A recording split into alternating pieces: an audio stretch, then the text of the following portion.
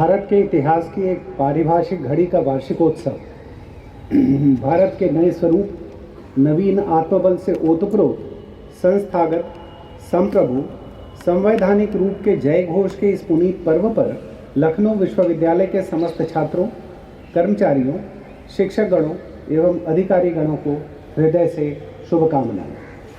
यह हमारे गणतंत्र दिवस की हीरक जयंती है। सूर्य उत्तरायण हुए हैं और हम नवीन सशक्त भावों से ऊर्जित हैं तथा हमारा रोम रोम राष्ट्र के प्रति कृतज्ञ भाव से स्पंदित है। भारत की प्राचीन एवं महान सभ्यता के संदर्भों में यह दिन अत्यंत महत्वपूर्ण है।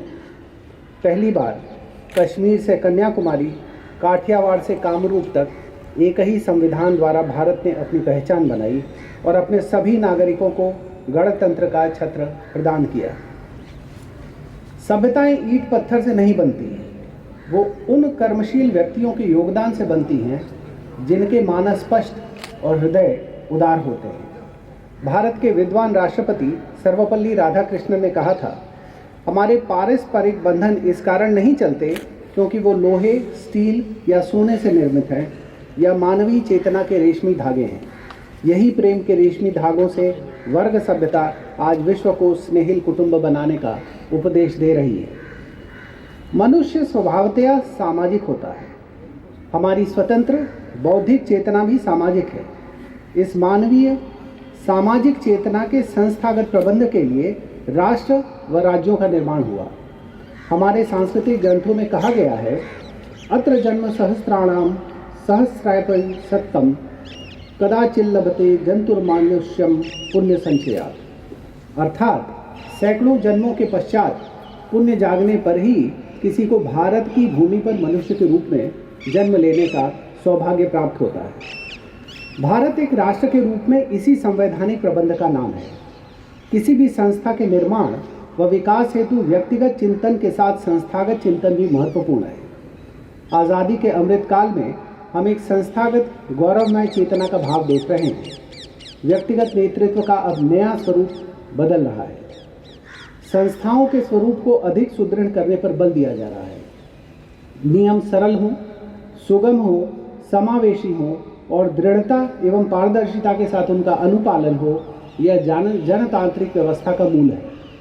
आधुनिक प्रौद्योगिकी का नैतिक प्रयोग इसे और प्रभावी बना सकता है। भारत के संविधान निर्माण का इतिहास अत्यंत शिक्षाप्रद है।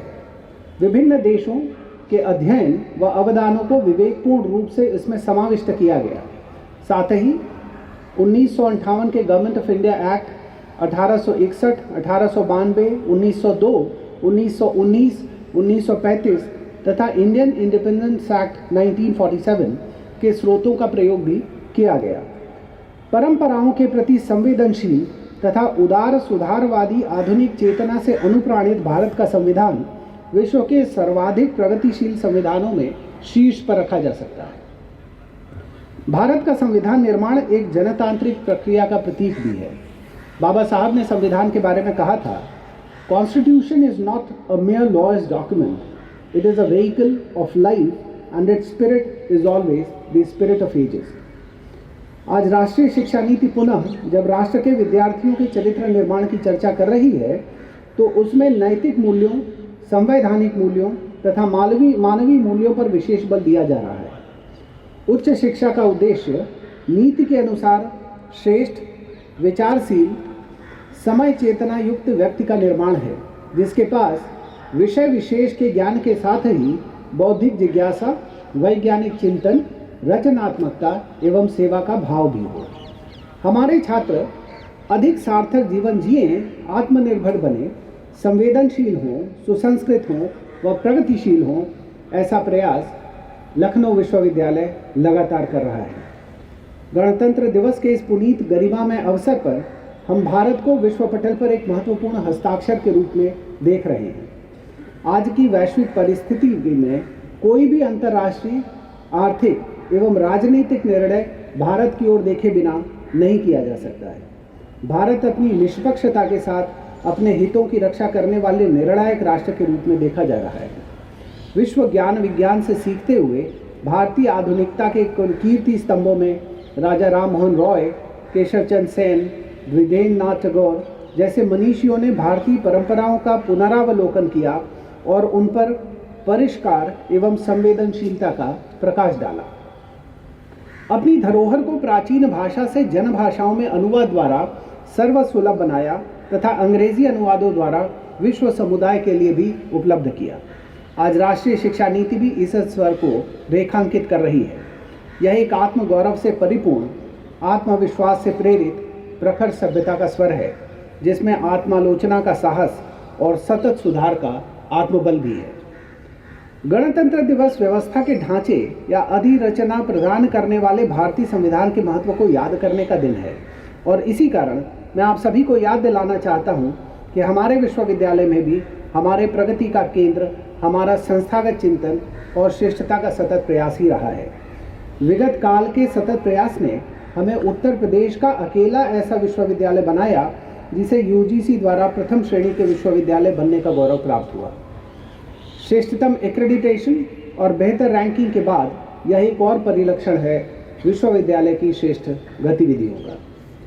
नियुक्तियों एवं प्रोन्नतियों की प्रक्रिया सतत जारी है। बीते वर्ष भी लगभग 50 नए शिक्षक विश्वविद्यालय परिसर में आए।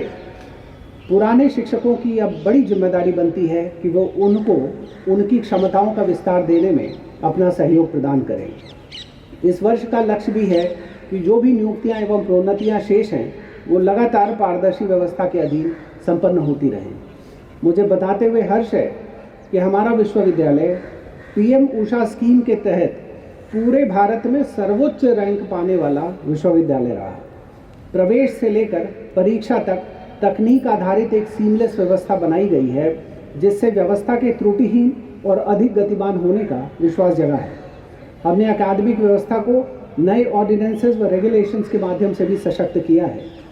राष्ट्रीय शिक्षा नीति के स्वर के अनुकूल एवं शिक्षण संस्थान की स्वायत्तता के अनुरूप हमने अपने पाठ्यक्रम, इवैल्यूएशन प्रोसेस, प्रबंध व्यवस्था सभी को विधि सम्मत औपचारिक संशोधन सहित संस्थागत स्वरूप प्रदान किया है। इस सुंदर भव्य विश्वविद्यालय की भौतिक संरचना के अनुकूल ही इसमें सुविधाओं को जोड़ना सुविचारित योजना एवं रचनात्मकता के प्रयोग के साथ संचालित है। नए परिसर की नवीन सुविधाएं हमारे नए छात्रों को नए सत्र में उपलब्ध हो जाएंगी। विश्वविद्यालय में एक गौरव स्थल की स्थापना भी की गई है।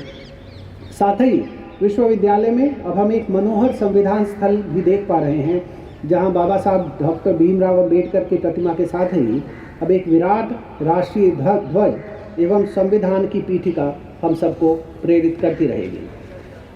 नए भारत के निर्माण में विश्वविद्यालयों की भूमिका बदल रही है।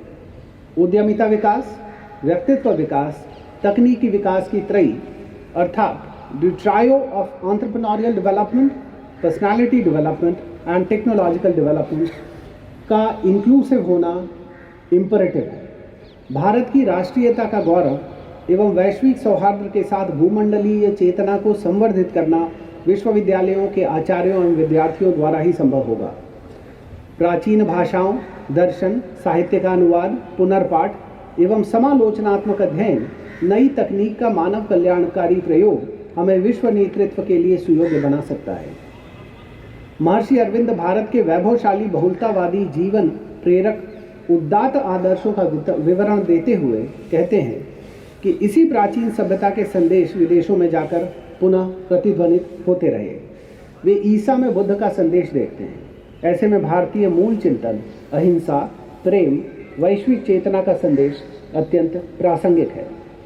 यह अत्यंत आनंद का विषय है कि हमारे छात्र अपनी मेधा से अपना तथा विश्वविद्यालय दोनों का नाम लगातार रोशन कर रहे हैं। हाल ही में प्रकाशित इंडियन स्टैटिस्टिकल सर्विसेज के परिणाम, जियोलॉजिस्ट एग्जामिनेशन के परिणाम, पीसीएस के परिणाम, पीसीएस जुडिशियल सर्विसेज के परिणाम, नेट की परीक्षा के परिणाम लगातार ऐसे रहे जो पूर्व में कभी भी ऐसे न थे। नेट की परीक्षा में बीते वर्ष से 70% ज़्यादा छात्रों ने क्वालिफाई किया। बीते वर्ष हमारे 2 पूर्व छात्र 2 राज्यों के माननीय उच्च न्यायालय के मुख्य न्यायाधीश भी बने।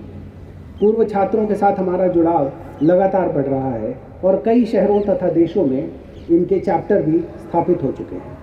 आइए कहें तुमी विद्या तुमी धर्म तुमी हरि तुमी कर्म त्वम ही प्राणा शरीरे वंदे मातरम। अर्थात तू ही मेरा ज्ञान, तू ही मेरा धर्म, तू ही मेरा अंतर्मन, तू ही मेरा लक्ष्य, तू ही मेरे शरीर का प्राण, मैं तेरी वंदना करता हूँ।